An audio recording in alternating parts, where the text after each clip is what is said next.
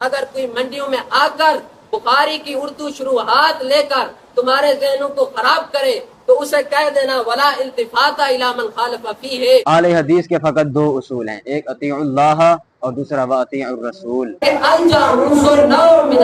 حالانکہ انہوں نے قیاس کیا سائنسدانوں پر کہ سائنسدانوں نے اس طرح کہا بھائی یہ تو ان تمام علماء کی موجودگی میں واضح طور پر امام شافعی قائل نہیں ہے۔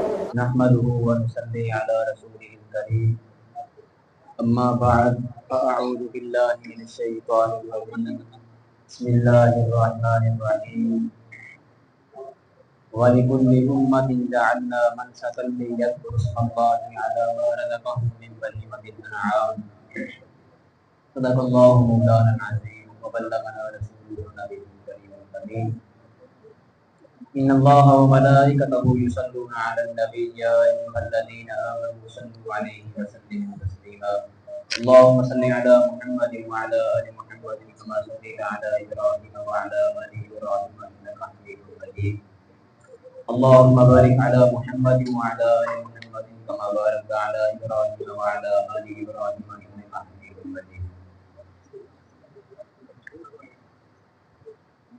احباب جی وقار اور حاضرین مجلس، آج کی ہماری گفتگو کا مقصد کسی کو مغلوب کرنا یا کسی کو ہرانا نہیں، بلکہ حق اور سچ کو واضح کرنا ہے، عوام الناس کے سامنے پیش کرنا ہے۔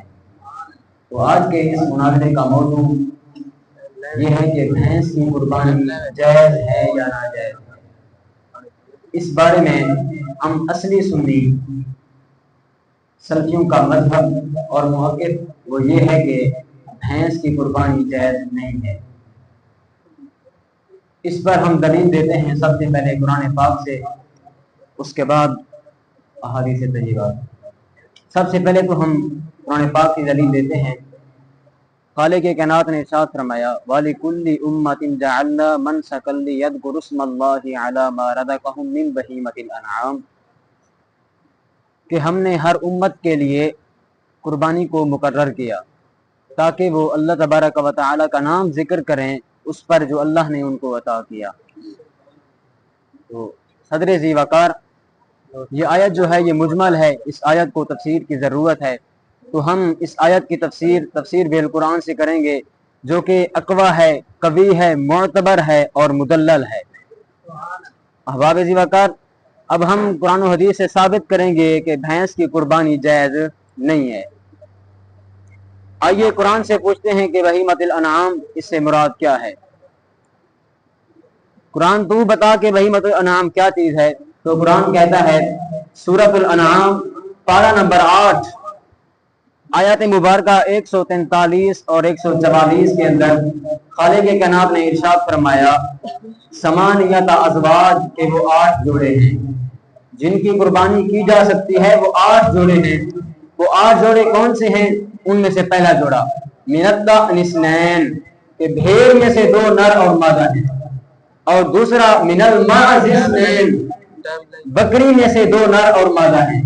تیسرا جوڑا من الابل اثنین، اونٹ میں سے 2 نر اور 2 مادہ ہیں، اور چوتھا جوڑا من البقر اثنین، گائے میں سے 2 نر اور مادہ ہیں۔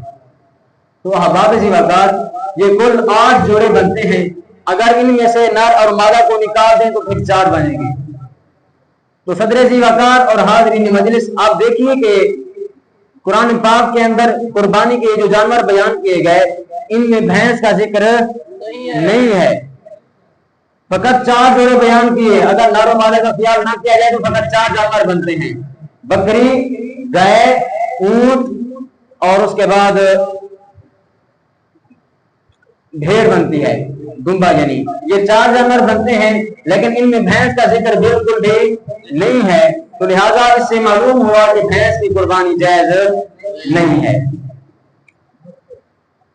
اور دوسری دلیل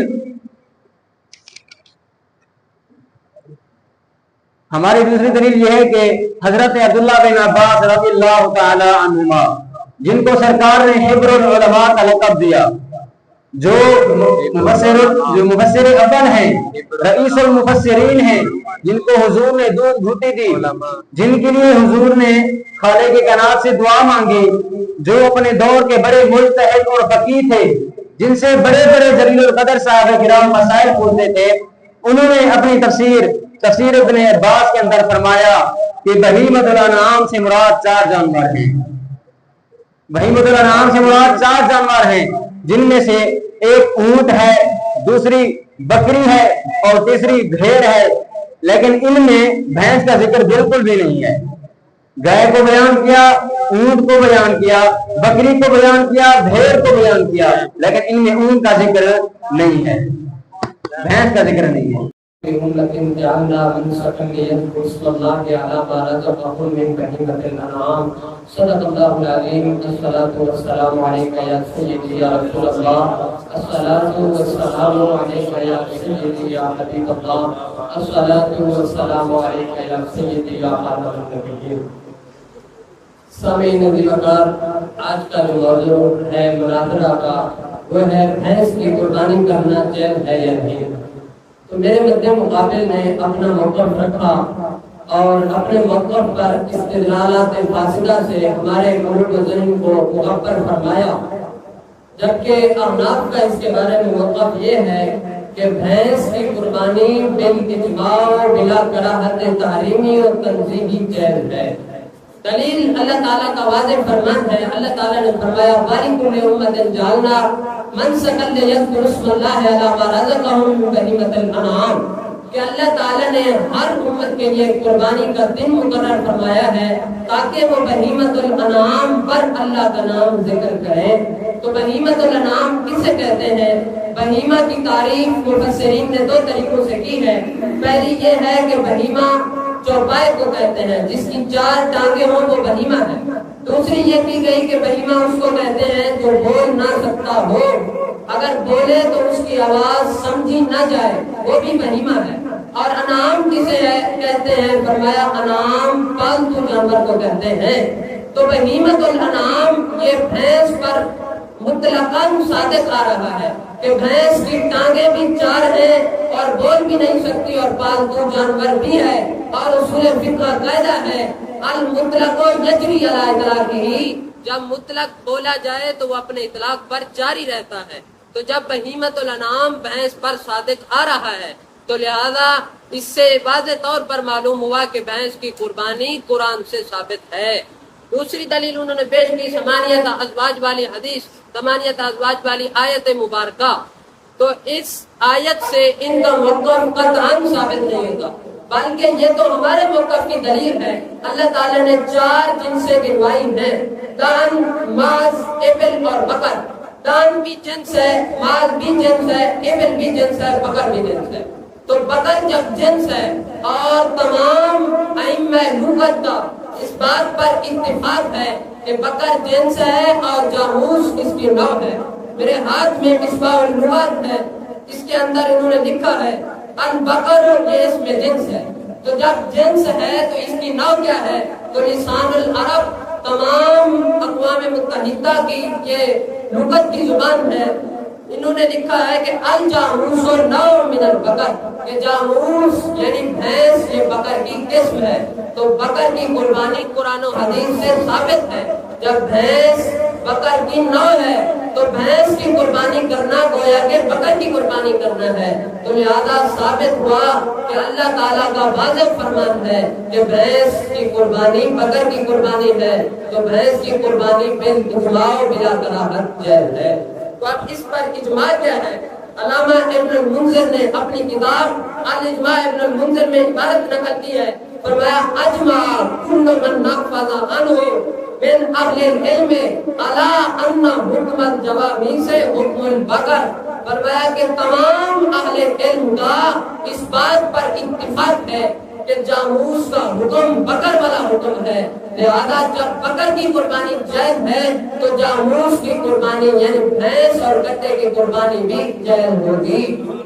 اور دوسری دلیل علامہ نووی نے اپنی کتاب کے اندر المجموع شرح مہذب کے اندر آپ نے لکھا فرمایا کہ الجاموس نوع من البقر ھذا هو الثواب. فرمایا اے لوگوں اگر تمہیں کوئی بد مذہب آ کر گمراہ کرے اور وہ یہ دلیل دے کہ بھینس کا ذکر قرآن میں نہیں ہے حدیث میں نہیں ہے تو فرمایا الجاموس نوع من البقر کہہ دینا کہ جاموس بکر کی نوع ہے. تو فرمایا ھذا هو الثواب الذی لا شک فیہ. فرمایا یہ وہ درست بات ہے جس میں شک کی گنجائش ہی نہیں ہے.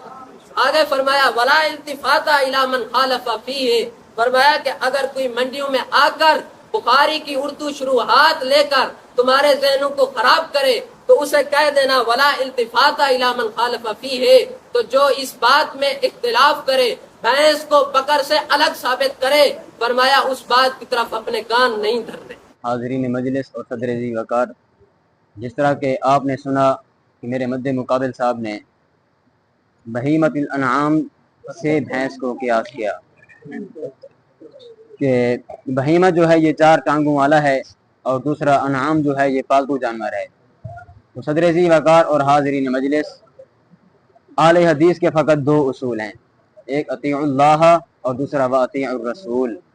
یا تو فرمان خدا ہو یا فرمان رسول ہو. جو انہوں نے قیاس کیا ہے کہ بہیمہ انعام پر کہ بھینس جو ہے 4 ٹانگوں والی بھی ہے اور پالتو جانور بھی ہے، تو ہم یہ کہتے ہیں کہ 4 ٹانگوں والا کتا بھی ہے، 4 ٹانگوں والی گدھا بھی ہے، 4 ٹانگوں والا گھوڑا بھی ہے. پھر آپ ان کی بھی قربانی کیا کریں. پھر آپ ان کی قربانی کیوں نہیں کرتے؟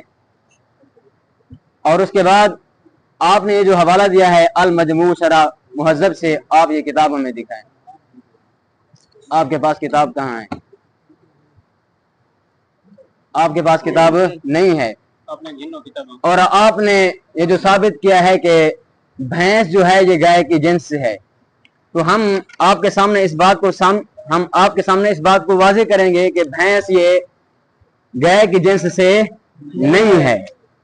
آئیے اب ہم آپ کو ڈالا بھی کھلاتے ہیں، پھر اپنی دلیل کا حوالہ بھی دکھاتے ہیں، قرآن و حدیث کا حوالہ بھی دکھاتے ہیں. آئیے آپ نے کہا کہ بھینس یہ بکر کی جنس سے ہے. اس کا جواب ہم سلفی یوں دیتے ہیں کہ بھینس کی جنس اور ہے اور گائے کی جنس اور ہے، کیونکہ گائے اور بھینس میں کم سے کم 10 طرح کا فرق ہے. گائے اور بھینس میں 10 طرح کا فرق ہے. نمبر 1 نوٹ کرنا آپ، عربی میں گائے کو بکرا کہا جاتا ہے جبکہ بھینس کو جاموس کہتے ہیں. جبکہ آپ نے کہا کہ بھینس یہ گائے کی نوع سے ہے، عربی کے اندر گائے کو بکرا کہتے ہیں اور بھینس کو جاموس کہتے ہیں. دوسرا فرق، گائے اور بھینس کے مکھن میں بھی اختلاف ہے. اس کا مکھن کچھ اور طرح کا ہوتا ہے اور گائے کا مکھن کچھ اور طرح کا ہوتا ہے. اور دوسری بات یہ ہے کہ گائے اور بھینس کی رنگت میں بھی اختلاف ہے. بھینس کے رنگ فقط 2 ہیں، بھورا رنگ ہوتا ہے یا فقط سیاہ ہوتا ہے، جبکہ گائے کے رنگ مختلف ہوتے ہیں. اور چوتھی طرح کا فرق، بھینس کے سینگ جو ہوتے ہیں وہ خوبصورت ہوتے ہیں جبکہ گائے کے نہیں ہوتے. اور پانچواں فرق یہ ہے کہ بھینس یہ کیچڑ کو پسند کرتی ہے جبکہ گائے یہ ایک صاف ستھرا جانور ہے جو کیچڑ کی طرف جاتا بھی نہیں ہے. اور چھٹا فرق یہ ہے کہ گائے 9 ماہ میں بچے کو جنم دیتی ہے جبکہ بھینس 11 ماہ میں جنم دیتی ہے. اور ساتواں فرق یہ ہے کہ گائے کے بچے کو کھیتی باڑی کے لیے بھی استعمال کیا جاتا ہے جبکہ بھینس کو کھیتی کے لیے استعمال نہیں کیا جاتا. اور 8واں فرق یہ ہے کہ ان کے دودھ میں بھی اختلاف ہے. بھینس کا دودھ جو ہے مختلف ہے اور گائے کا دودھ مختلف ہے. 9واں فرق یہ ہے کہ گائے جو ہے یہ پانی کے قریب نہیں جاتی جبکہ بھینس سارا دن پانی میں گزار دیتی ہے. 8واں فرق اور مدلل فرق، ان کی فیملی بھی مختلف ہے. اگر ایک جنس سے ہوتی تو ان کی جفتی ہوتی، ان کا ملاپ ہوتا. کیا کبھی آپ نے دیکھا ہے کہ بیل کا ملاپ جو ہے وہ گائے کے ساتھ ہوا ہو؟ اگر آپ نے دیکھا ہو تو آپ ثابت کریں. آپ کے بڑوں نے دیکھا ہو تو ثابت کریں. اگر کبھی آپ کے بڑوں نے کروائی ہو ملاپ ان کی جفتی کروائی ہے تو آپ ثابت کریں. آپ ثابت نہیں کر سکتے. حالانکہ کچر اور گدے کی جفتی بھی ثابت ہو سکتی ہے. سورج مغرب سے طلوع ہو سکتا ہے لیکن گائے اور بھینس کی جفتی نہیں ہو سکتی. اگر آپ نے دیکھی ہے تو آپ بتائیں. حالانکہ آپ نے نہیں دکھا سکتے اور تم نے اجماع کو پیش کیا. ہم اہل حدیث کے دو اصول ہیں, اطیعوا اللہ و رسول. ہم اجماع کے قائل بھی نہیں ہیں. آپ یا تو فرمان خدا ذکر کریں یا فرمان رسول ذکر کریں. جبکہ جو بات آپ نے پیش کی ہے, آپ نے ایک تابعی کا قول پیش کیا ہے مدنی صحابی کا, وہ آپ نے فقط اجماع پیش کیا ہے. آپ نے کہا کہ اہل لسان کا اس پر اتفاق ہے کہ بھینس جو ہے یہ گائے کی نوع سے ہے. حالانکہ یہ بھینس میرے مذہب مقابل نے اعتراض کیا کہ بہیمۃ الانعام میں کتا بھی آتا ہے, گدھا بھی آتا ہے, گھوڑا بھی آتا ہے, تو ان کی قربانی کرنی چاہیے. عقل کے اندھو قرآن و حدیث کا مطالعہ کیا کرو.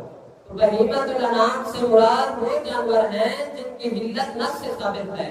تو کیا گدھے کی علت, کتے کی علت تم نص سے ثابت کر سکتے ہو تو تم بھی اس کی قربانی کیا کرو. دوسرا جواب وہ یہ کہہ رہے تھے کہ بھینس اور گائے کے اندر 10 طرح کا فرق ہے. تو ان کا اصول یہ ہے کہ قرآن یا رسول اللہ کا فرمان تو 10 فرق میں سے ایک فرق بھی قرآن و حدیث میں دکھا دے تو میں مناظرہ ہار جاؤں گا. ایک فرق بھی قرآن و حدیث سے دکھائے تو میں مناظرہ لکھ کر جا رہا ہوں کہ ہار جاؤں گا. انہوں نے ایک فرق یہ بیان کیا کہ بھینس کا رنگ کالا ہوتا ہے اور گائے کا رنگ مختلف کا ہوتا ہے. تو کیا جنس کے لیے یہ ہونا ضروری ہے کہ رنگ ایک ہو؟ کیا رجل ایک جنس نہیں ہے؟ تو کیا آپ گورے کو رجل کہیں گے اور کالے کو رجل نہیں کہیں گے؟ ایسا کہیں گے آپ؟ کیا جنس ایک ہونے کے لیے رنگ کا متحد ہونا لازمی ہے؟ نہیں ہے نا. تو لہٰذا آپ کا یہ فرق بھی باطل ہو گیا. دوسرا آپ نے یہ بیان کیا کہ بھینس کیچڑ کو پسند کرتی ہے, گائے کیچڑ کو پسند نہیں کرتی. تو یہ فرق بھی آپ کا اس لحاظ سے باطل ہے, یہ قرآن و حدیث سے جدا ہے. تو قرآن و حدیث سے جب جدا ہے تو تمہارے اصول کے مطابق بھی نہیں ہے. اور دوسرا فرق کا رد یہ بھی ہو گیا کہ انگریز جو ہیں, جو کتے ہیں, وہ اپنی غلاظت کو پسند کرتے ہیں, وہ بھی رجل ہیں. اور مسلمان پاکیزگی اور نفاست کو پسند کرتے ہیں, وہ بھی رجل ہیں. کیا آپ انگریز کو رجل کہیں گے یا نہیں کہیں گے؟ جنس دونوں کے ایک ہے, لیکن ایک کیا ہے کہ غلاظت کو پسند کر رہا ہے, دوسرا پاکیزگی کو پسند کر رہا ہے. آپ ان کے جنس کے ہونے میں متحد ہیں, ایک جنس میں متحد ہیں, تو پھر گائے اور بکر کو جنس متحد ہونے میں آپ کو کیا ضرر ہے؟ پھر تیسرا آپ نے یہ بیان کیا کہ بھینس اور گائے کی کبھی ملاپ نہیں ہوا, ان سے کبھی بچہ پیدا نہیں ہوا. آپ یہ بتائیں کہ کیا قرآن و حدیث میں ہے کہ بھینس اور گائے کا ملاپ نہیں ہوا؟ آپ کی یہ بھی باطل ہے. اور دوسرا اس طرح باطل ہے کہ جنس کے ایک ہونے کے لیے ملاپ کا ہونا بھی ضروری نہیں ہے. کیا رجل ایک جنس نہیں ہے, عورت ایک جنس نہیں ہے؟ کیا آپ نے کبھی سنا ہے یا کسی جاہل سے, کسی عالم سے, کسی بھی شخص سے سنا ہو کہ عورت کے ساتھ ملاپ ہوا ہو پھر بچہ پیدا ہوا؟ کبھی نہیں سنا. حالانکہ عورت کا اتحاد ہے جنس کے اندر. جب وہ جنس میں مرد متفق ہے, عورت متفق ہے, تو عورت سے ملاپ کے ساتھ کبھی بچہ پیدا نہیں ہوا تو آپ اس کو ایک جنس مان رہے ہیں. تو بھینس کے ملاپ سے اور اس کے گائے کے ملاپ سے اگر بچہ پیدا نہیں ہوا تو آپ اس کو کیسے کہہ سکتے ہیں کہ یہ جنس علیحدہ ہے؟ آپ نے کہا کہ ہم اجماع کے قائل نہیں ہیں. تو آپ کا مجموع الفتاوی جس کو آپ اپنا امام کہتے ہیں, ابن تیمیہ, وہ کیا کہتا ہے؟ دیکھو, وہ کہتا ہے والاجماع والاصل الثالث, کہ اجماع قرآن و سنت شریعت کا تیسرا قانون ہے, شریعت کی تیسری دلیل ہے. اور وہ یہ بھی کہتا ہے الذی یعتمد علیہ فی العلم والدین, یا تو اپنے آبا کو آبا نہ مانو, کہہ دو کہ ہمارا ان سے کوئی تعلق نہیں ہے, یا پھر اجماع کو حجت مانو. اور دوسرا تمہارا علامہ کہتا ہے, وہ کہتا ہے کہ جس بات پہ امت کا اجماع ہو جائے اس پر عمل کرنا فرض ہے. اس کی کتاب ہے اعلام الموقعین عن رب العالمین, جلد نمبر 2 صفحہ نمبر 235 پہ وہ لکھتا ہے الاجماع قطعی الاجماع قطعی، اجماع قطعی ہے، یجب اتباعہ، اجماع کی اتباع کرنا لازم ہے۔ تو آپ کیوں نہیں کہہ دیتے کہ بھینس کی قربانی کے عدم جواز پر آپ کے پاس نہ کوئی حدیث مرفوع ہے، نہ ہی کوئی حدیث ضعیف ہے، کوئی حدیث بھی نہیں ہے اور نہ ہی کوئی قرآن کی آیت ہے؟ اگر آیت ہے یا حدیث ہے تو پیش کریں۔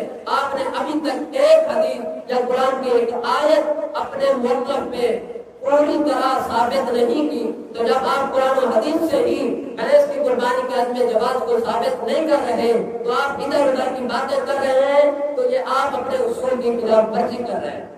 تو میں اپنے ٹائم بھی آپ کو دے رہا ہوں کہ ایک حدیث لا کر دے دیں، کون سی بھی حدیث ہو، راوی ضعیف ہو، راوی منکر ہو، راوی مدلس ہو، جو بھی ہو، جس قدر کا گھٹیا راوی بھی ہو، وہ یہ کہہ دے کہ سرکار سے یہ ثابت ہے کہ جاموس کی قربانی جائز نہیں ہے، تو میں لکھ کر دیتا ہوں کہ میں مناظرہ کر دوں۔ آپ نے بھی درمیان کے اندر کچھ باتیں قیاس کے طور پر کی،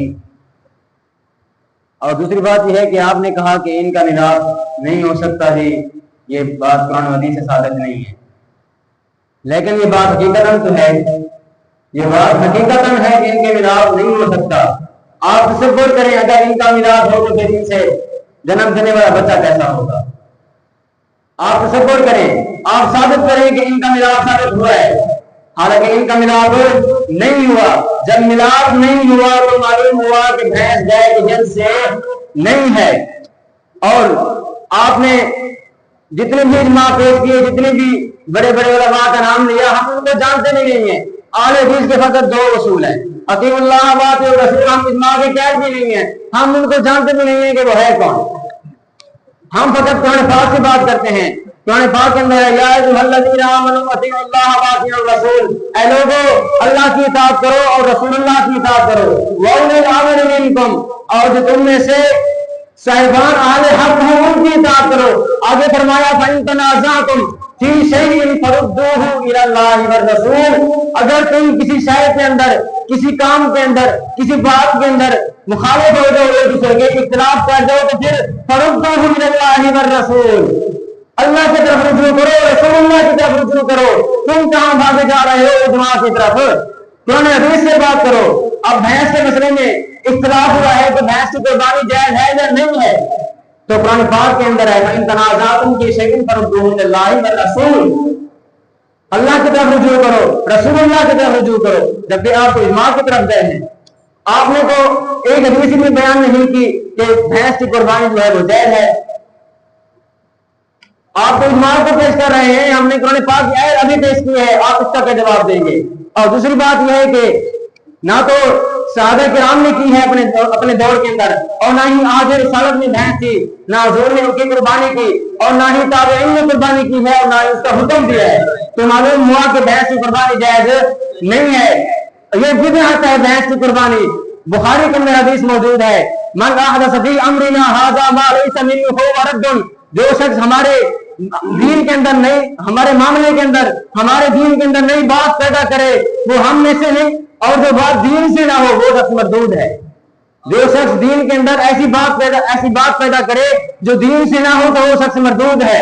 تو لہذا معلوم ہوا کہ یہ بات بھینس کی قربانی دین اسلام میں نہیں ہے، تو یہ بالکل مردود ہے۔ اور دوسری بات مشکات شریف کے اندر حدیث موجود ہے، مشکات شریف جلد نمبر 1 صفحہ نمبر 38، من احدث فی امرنا ھذا ما لیس منہ فہو رد، یہ حدیث سیاستہ کی اکثر کتابوں میں موجود ہے۔ اور دوسری دلیل حضرت ارباض بن ساریہ رضی اللہ تعالیٰ عنہ حدیث کے راوی ہیں، عن الارباض بن ساریہ رضی اللہ تعالیٰ عنہ قال صلی بنا رسول اللہ صلی اللہ علیہ وسلم ذات یوم ثم اکبر علینا بوجهه فوعظنا موعظة بلیغة ذرفت منها العيون ووجلت منها القلوب فقال رجل يا رسول الله صلى الله عليه وسلم كأن هذه موعظة مودع فأوصنا، فقال اوصيكم بتقوى الله والسمع والطاعة وإن كان عبدا حبشيا فإنه من يعش منكم بعدي فسيرى اختلافا كثيرا فعليكم بسنتي وسنة الخلفاء الراشدين المهديين۔ تمسكوا بها وعضوا عليها بالنواجذ وإياكم ومحدثات الأمور فإن كل محدث بدعة وكل بدعة ضلالة وكل بدعة ضلالة رواه أحمد وأبو داود والترمذي وابن ماجہ إلا أنهما لم يذكرا الصلاة. حضرت ابراہیم انصاری رضی اللہ تعالیٰ عنہ سے روایت ہے، آپ فرماتے ہیں کہ رسول اللہ صلی اللہ علیہ وسلم ایک دن آپ نے ہمیں نماز پڑھائی اور ہماری طرف اپنے چہرے انور کے ساتھ متوجہ ہوئے. آپ نے ہمیں ایسا بلیغ اور فصیح واعظ کیا جس سے ہماری آنکھیں رونے لگ گئیں، ہمارے دل ڈر گئے. ایک شخص نے عرض کی یا رسول اللہ، گویا کہ یہ ایک الوداعی نصیحت ہے، آپ ہمیں وصیت کریں. تو حضور نے فرمایا میں تمہیں وصیت کرتا ہوں کہ اللہ سے ڈرو، اللہ کا ذکر سنو، اللہ کی اطاعت کرو، اگرچہ حبشی غلام بھی کیوں نہ ہو اس کے بارے میں ڈرو. جو شخص تم میں سے میرے بعد زندگی گزارے گا وہ ان قریب بہت زیادہ اختلاف دیکھے گا، بس تم پر لازم ہے کہ میری سنت کو پکڑو اور خلفائے راشدین کی سنت کو پکڑو. نہیں ابھی نے آپ نے کہا کہ ہم اپنا ٹائم آپ کو دے رہے ہیں. 7 منٹ دیا. بسم اللہ الرحمن الرحیم. ہم نے ٹائم دیا تھا کہ آپ حدیث پیش کریں، آپ ابھی تک کوئی حدیث پیش نہیں کر سکے، کوئی بھی حدیث پیش نہیں کر سکے. اور یہ ہمارے پاس کتاب موجود ہے شرفۃ التفاسیر، جو آپ نے آیت پڑھی ہے ثمانیۃ ازواج، اس کے اندر انہوں نے لکھا ہے وَمِنَ الْبَقَرِ اثْنَيْنِ، اور 2 جوڑے گائے سے. یہ لکھ رہے ہیں وَمَنْ جَعْرُوسُ وَالْبَقَرَ، کہ بقرہ سے مراد بھینس اور بقرہ بھی ہے. سمجھے کہ نہیں؟ بھینس اور بقرہ بھی ہے. تمام مفسرین اس بات پر اتفاق کر چکے اور لغت کے تمام امام اتفاق کر چکے اور تمام احناف، مالکیہ، شافعیہ، حنبلیہ اتفاق کر چکے ہیں بقر جنس ہے، جنس ہے. اور جب جنس بولا جائے تو تمام افراد کو شامل ہوتا ہے. تو بقر کے اندر جاموس بھی شامل ہے، تو جاموس کی قربانی بھی جائز ہے. اور پھر آپ کہہ رہے تھے کہ قرآن و حدیث پیش کرو. اب مکہ امام مالک کے اندر دیکھو، امام مالک نے فرمایا البقر والجوامیس یاجب ان تجمع علی ربها صدقہ. فرمایا بقر اور جوامیس یہ سب کی سب ان کے مالک پر جمع کی جائیں گی، پھر جمع کر کے زکات بنائی جائے گی. آگے فرمایا کہ انما ہی بقر کلھا، فرمایا جاموس سب کی سب بقر کے حکم میں ہے، جاموس سب کی سب بقر کے حکم میں ہے. تو آپ حدیث پڑھ رہے تھے کہ جاموس کی قربانی بدعت ہے. بدعت تو تب ہو جب ان 4 جانوروں میں سے نہ ہو. حالانکہ ہم ثابت کر چکے، ہر لحاظ سے ثابت کر چکے کہ جاموس بقر میں سے ہے. تو جو شخص جاموس کی قربانی کر رہا ہے وہ دین میں کوئی نیا مسئلہ ثابت نہیں کر رہا، بلکہ وہ من البقر اثنین پر عمل کر رہا ہے. تو جب بقر اثنین پر عمل کر رہا ہے تو پھر بدعت کیسے ہوئی؟ اگر آپ کی بات ہم مان لیں کہ جاموس کی قربانی بدعت ہے تو پھر جاموس کی زکات بھی تو بدعت ہوگی.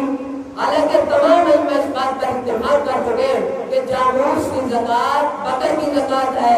جس طرح بقر پر زکات ہے اسی طرح جاموس پر زکات ہے.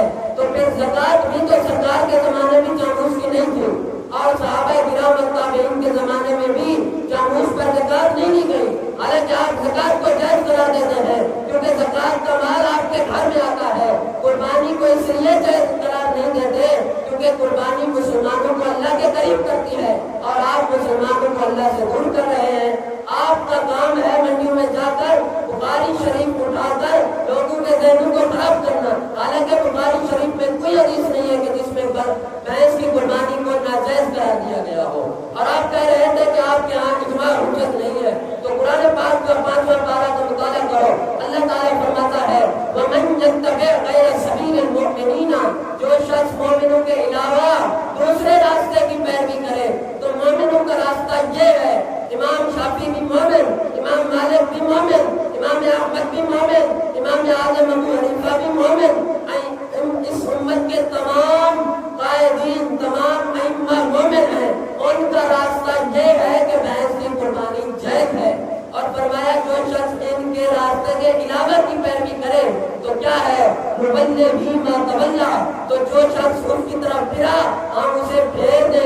वनुस्लिही जहन्नम, उसको हम जहन्नम में दाखिल कर देंगे। तो कुरान तो तुम्हारा असूल है ना, तो कुरान कह रहा है इज्मा की बात मानो, आप कह रहे हैं इज्मा की बात नहीं मानते, तो आप अपने असूल की खुद खिलाफ वर्जी कर रहे हैं।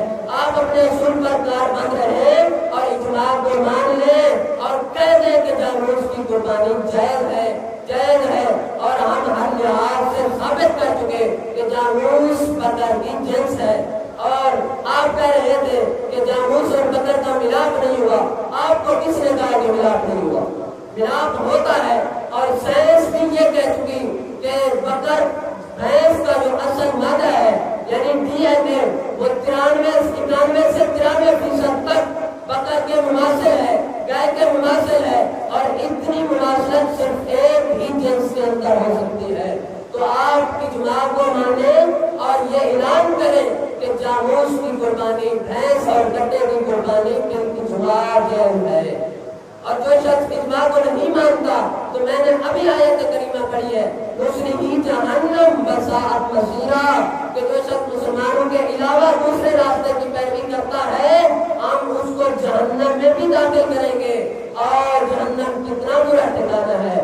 लिहाजा अपने आप को और तमाम अपने पीछे वाले लोगों को जहन्नम की आग से आजाद करके इज्मा को हुज्जत मान लो और इज्मा को हुज्जत मान के जासूस की कुर्बानी को जायज़ कराते दो। बकर की नौ से है। हालांकि इन्होंने क्यास किया साइंसदानों पर, के साइंसदानों ने इस तरह कहा भाई ये हमारा टॉपिक ही अलग है। हमने फकत इतना साबित करना है कि भैंस की कुर्बानी जायज है या जायज नहीं है। और दूसरी बात यह है कि इन्होंने क्यास किया इसको भैंस की ज़कात पर, कि आप कहते हैं कि जी भैंस पर ज़कात बनती है, फिर ज़कात तो घोड़े पर भी बनती है, फिर आप घोड़े पर भी कुर्बानी का हुक्म लगाएं।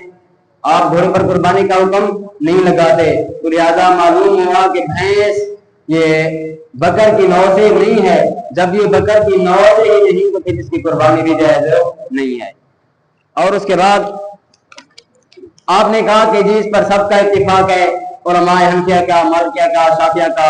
भाई शाफी जो हैं वो इस मसलक से अलग हैं, वो आले हदीस के साथ हैं। वो कहते हैं कि जी कुर्बानी भैंस की जायज नहीं है। मेरा टाइम है अभी, आपसे देर करें।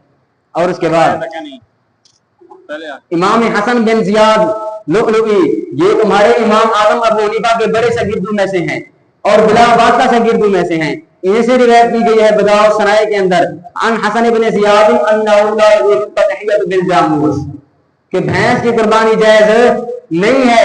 ये है तुम्हारे इमाम आजम अबू हनीफा के बड़े शागिर्द, बिला वास्ता शागिर्द। ये कह रहे हैं कि इनमें भैंस की कुर्बानी, इनसे भैंस, वो कहते हैं कि भैंस की कुर्बानी जायज नहीं है।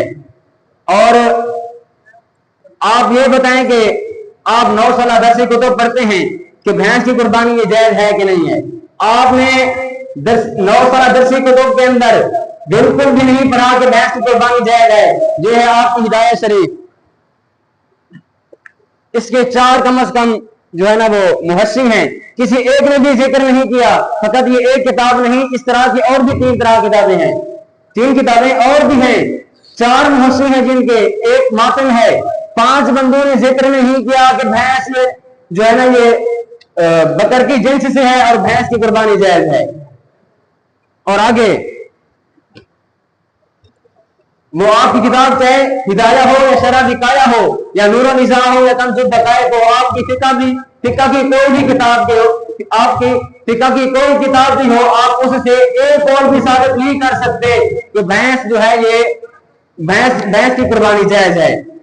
और जिसकी आप तकलीफ करते हैं इमाम आजम अबू हनीफा रज़ियल्लाहु तआला अन्हु, आप उनका कोई एक ज़ईफ़ कौल दिखा दें, वो कह रहे हो, या इमाम अबू यूसुफ का या इमाम मोहम्मद का आप एक ज़ईफ़ कौल दिखा दें कि भैंस जो है इसकी कुर्बानी जायज है तो हम मान लेंगे। हालांकि ये चीज भी आप नहीं दिखा सकते, लिहाजा आपको मानना होगा कि भैंस की कुर्बानी जायज नहीं है। जिस तरह इनके बड़े बड़े मुंह फटते, छोटे उनसे एक कदम आगे निकल गए। मैं काफी अरसे से ये पेश कर रहा हूँ कि भैंस की कुर्बानी पे इज्मा है, तो इन तमाम उलमा की मौजूदगी में वाज़ेह झूठ बोला कि इमाम शाफी कायल नहीं है। हालांकि अभी मैंने हवाला पेश किया है, इमाम नबी शाफी है, वो कह रहे हैं कि बकर जिन्स, भैंस बकर की जिन्स है। तो फिर जब वो शाफी इस मतलब हमारे इस्माल ہمارے ساتھ ہیں تو پھر آپ کیسے کہہ سکتے ہیں کہ شافعی آیا حدیث کے ساتھ ہے؟ ہم کافی دیر سے اجماع پیش کر رہے ہیں، آپ کہہ رہے ہیں کہ قیاس ہے قیاس ہے قیاس ہے. ہم نے ایک بھی قیاس نہیں کیا، یا لغت سے آپ کو دکھایا ہے یا پھر اماموں کے قول دکھائے ہیں. پھر آپ کہہ رہے ہیں کہ آپ کی فقہ کی کسی کتاب میں نہیں ہے کہ بھینس کی قربانی جائز ہے. تو یہ کیا ہے؟ فتاوی قاضی خان آناف کی فقہ کی کتاب ہے، یہ کہہ رہے ہیں وَكَذَلِكَ الْجَامُوسُ، اسی طرح جاموس ہے، اسی طرح بھینس ہے. تو آپ پہلے یہ بتائیں کہ آناف کی کتب سے ہم حوالہ پیش کریں، آپ مان جائیں گے؟ آپ مان جائیں گے آناف کی کتب سے؟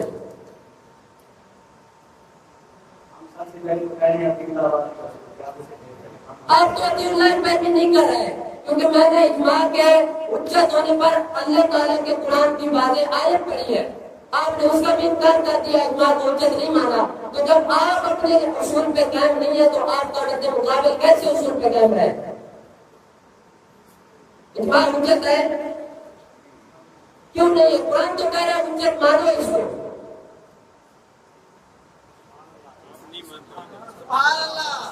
قرآن کا انکار کرو گے کیا؟ بولے نا. پھر آپ کہہ رہے تھے آناف کی کتب سے پیش کرو، کیا آناف کی کتب سے پیش ہم کر بھی دیں؟ پھر کیا مان جاؤ گے آناف کی کتب کو؟ پھر آپ نے پیش کی ہدایہ آپ نے وہ اٹھائی ہوئی ہے جس میں کتاب لگی ہے گھرے کری نہیں.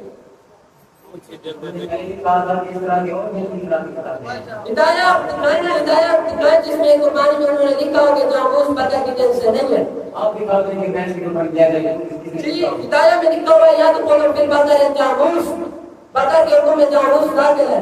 ہم آناف کی کتب سے پیش کر رہے ہیں، اجماع پیش کر رہے ہیں. آپ کہیں پر تو ٹھہرے، کہیں کسی کے قول کو تو مانے. آپ اجماع کو پیش کرتے ہیں، ہم نے قرآن کو پیش کیا، قرآن پاک کے ساتھ جو بیان کیے. آپ کتاب اللہ پر زیادتی کر رہے ہیں، حالانکہ کتاب اللہ پر زیادتی جائز بالکل بھی نہیں ہے. کسی قرآن پاک کے اندر بحث کیسے کیا ہے؟ کہاں پر بکر کوئی الگ جنس ہے. آپ میری بات سنیں، قرآن کے اندر ابن کا ذکر ہے، ابن کا ذکر ہے. ابن اونٹ کو کہتے ہیں. تو اونٹ کی کئی قسم ہے، ایک ہے قمتی اونٹ اور ایک ہے عام اونٹ. قمتی اونٹ کو جب دیکھا جائے تو وہ عام اونٹ کی طرح دکھتا ہی نہیں ہے. کیا آپ کیا کہیں گے کہ قمتی اونٹ کی قربانی جائز نہیں ہے؟ ابن کا ذکر ہے قرآن میں، ابن جنس ہے. تو آپ تو مان لو نا، ایبل جنس ہے، باقی تمام انواع اس کے تحت داخل ہیں. پھر جب ایبل کو مانو گے تو ماننا پڑے گا کہ بکر جنس ہے، جاموس اس کی نوع ہے.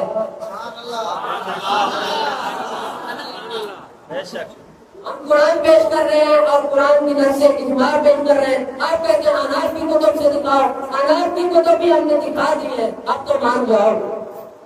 آپ کے پاس اور کوئی چارہ نہیں ہے. اب میں صدر وقار سے مؤدبانہ گزارش کرتا ہوں کہ ان کے پاس ایک ہی چارہ ہے، منڈیوں میں بخاری کی اردو والی شرح لے جا کر عوام کے ذہنوں کو خراب کرنا. نہ ان کے پاس کوئی حدیث ہے، نہ ہی قرآن کی کوئی آیت ہے، نہ ہی کوئی اجماع ہے، نہ ہی کسی امام کا قول ہے. یہ تو اپنے اکابر کے منکر ہیں. جب وہ اکابر کو ہی نہیں مانتے تو پھر ان کی بات کیسے مستند مانی جائے گی؟ لہٰذا صدر وقار سے میری مؤدبانہ گزارش ہے کہ آپ فیصلہ کریں. ایک طرف دعویٰ یہ تھا کہ بھینس کی قربانی اور کٹے کی قربانی جائز ہے، اور دوسری طرف عدم جواز. جنہوں نے کہا کہ یہ قربانی جائز نہیں ہے، انہوں نے ابتدائی میں بات کی کہ اہل حدیثوں کے دو اصول، اطیع اللہ اطیع الرسول.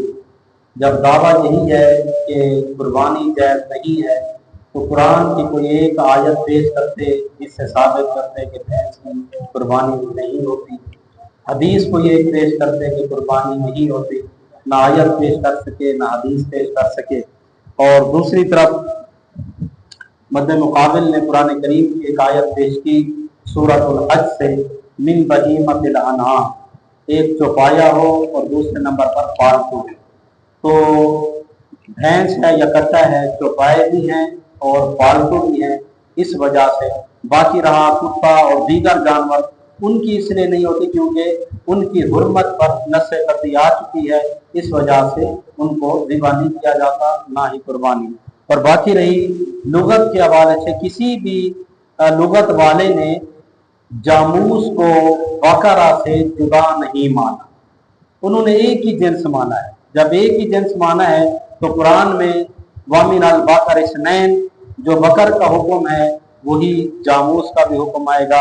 इसलिए हम इस नतीजे पे पहुंचे कि जिस तरह कुरान करीम की एक आयत से 8 जानवरों की कुर्बानी साबित हो रही है, तो कुरान की फकत वो एक आयत नहीं है, दूसरे मकाम से भी बहीमतल अनाम से कट्टा और भैंस भी जवाज के अंदर आ जाएंगे, उनकी भी कुर्बानी साबित हो रही है।